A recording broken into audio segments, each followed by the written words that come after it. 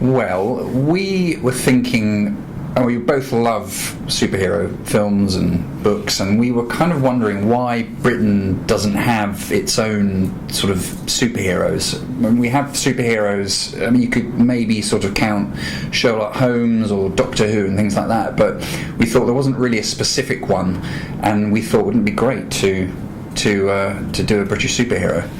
And when we were sort of thinking about what that might look like and where their powers might have come from, we realised that that the monarchy has a lot in common in a weird way with superhero legends. The rituals and the mystery and the history of monarchy we thought was an interesting fit. And what would happen if we combine those two worlds? And that's where the Defender of the Realm came from.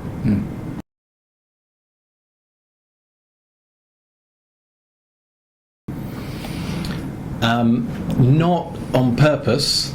I don't know if anyone we know reading it might think we've done that, but no, we haven't based any characters on anyone specific. I think we both remember what it was like to be 14. Yes, just about. With all the things that are going on in your life at that time, and the excitement and the frustrations, and we tried to bring that to Alfie and Hayley. Because we thought that was quite an interesting angle for Alfie anyway, to think about, okay, what if you were 14? I mean, it's a tough age when you're into your sort of teenage years, and you've got lots of attention on you anyway, perhaps attention that you don't really want. They were thinking, gosh, imagine being being king at that time, or being the prince who was going to be king. We're thinking, wow, that would be quite horrible actually in many ways. And I guess other characters, some of the older characters, are partially based on real historical figures, or maybe even teachers we had, but no one character is totally lifted from real life. They're all made up.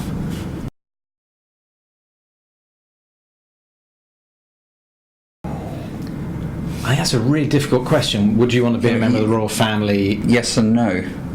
On the face of it, it seems like you get to live in some pretty amazing places and do amazing things and be part of history.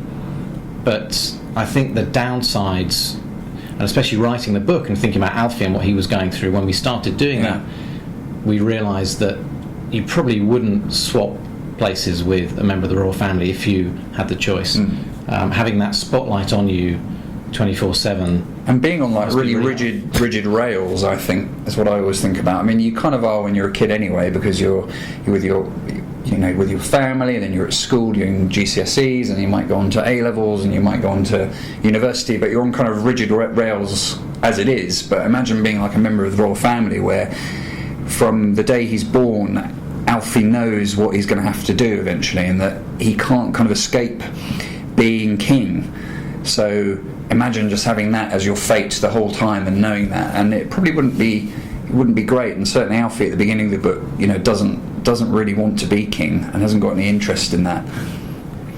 I think we all like to feel that we're the kind of the masters of our own destiny, and we are going to decide what we do with our lives. And I think if you're born into that position, albeit with a lot of privileges and things other people don't have, the one thing you don't have is any freedom to decide for yourself how your life's going to pan out. And that's what Alfie's feeling when we meet him at the beginning of the book. But that said, in our world, Alfie certainly does. There's lots of upsides to being Defender of the Realm as well. So there's lots of powers and things that he inherits, which he does get to love and enjoy and learn how to use. So, would I want to be Alfie? Kind of yes and no, I guess. So certainly some of the powers I'd love to have.